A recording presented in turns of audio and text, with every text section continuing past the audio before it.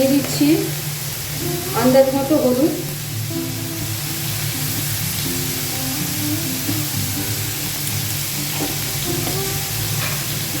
আর দিয়ে দেবো এবার নুন।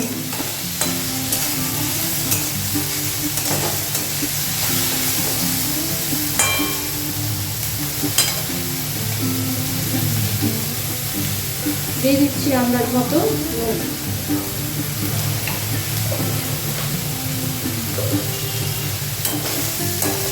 খুবই সহজ কিন্তু খেতে খুবই সুস্বাদু।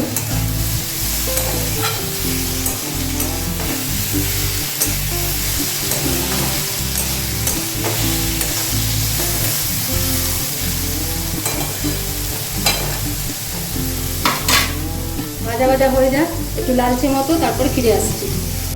এখন আমি চিচিঙ্গা দিয়ে একটা তরকারি করব। তার জন্য লাগছে একটা গোটা চিচিঙ্গা নিয়েছি ছোটো সাইজের, কিছুটা 2 টেবিল চামচ নারকেল কোড়া, একটা ছোট পেঁয়াজ, আর একটা মাঝারি সাইজের আলু, তা ভাপানো আছে। নিয়ে এবার দেখাচ্ছি কি করছি। এবার কড়াতে দিয়ে দিচ্ছি, ফোড়ন হিসেবে দিয়ে দিচ্ছি কালো জিরে,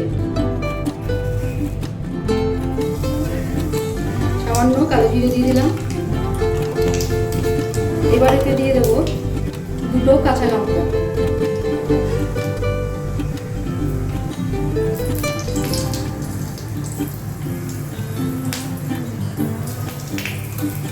এবার এতে দিয়ে দিচ্ছি চিচিঙ্গা,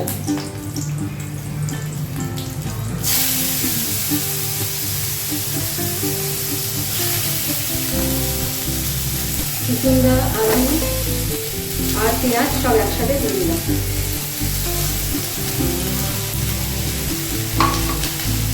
দিয়ে এবার ভাজবো একটু। এবার দিয়ে দিচ্ছি আন্দাজ মতো হলুদ,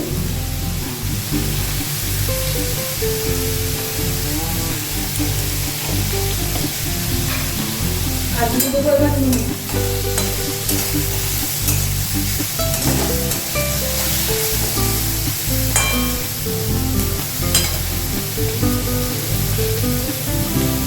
দিয়ে দিচ্ছি আন্দাজ মতো নুন।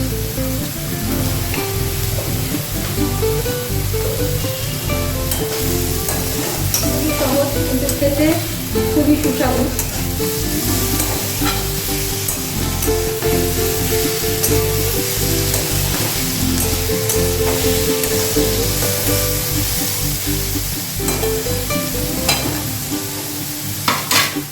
ভাজা ভাজা হয়ে যাক, একটু লালচে মতো, তারপরে ফিরে আসছি।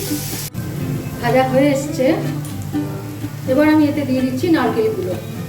নারকেল কিন্তু আমি কাঁচা রাখবো না, পুরো এর সাথে দিয়ে ভেজে নেব, কারণ নারকেল ভাজার একটা আলাদা গন্ধ আছে এবং নারকেল থেকেও একটু তেল বেরোবে, মিষ্টি একটা তেল বেরোবে।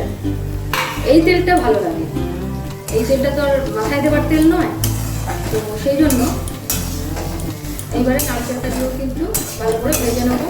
খালি ছড়িয়ে দিলাম তা করলে হবে না, কিন্তু একদমই উপরে ছড়াচ্ছি না। আরও ইচ্ছে হলে ছড়াতে পারেন, তাতে কাঁচা নারকেলটা লাগবে।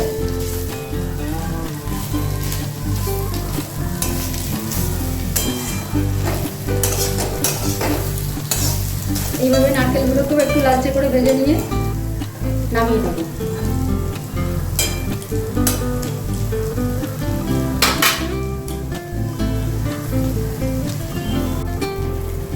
আমার রান্না কমপ্লিট। চিচিঙ্গার ঝুড়ো বা নারকেল ঝুড়ো রেডি টু সার্ভ।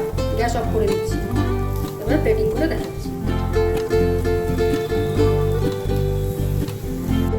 আমার চিচিঙ্গার নারকেল ঝুড়ো রেডি টু সার্ভ। আজকের মতো এখানেই রাখছি, কালকে আবার অন্য কিছু নিয়ে ফিরে আসছি। ভালো থাকবেন, ধন্যবাদ।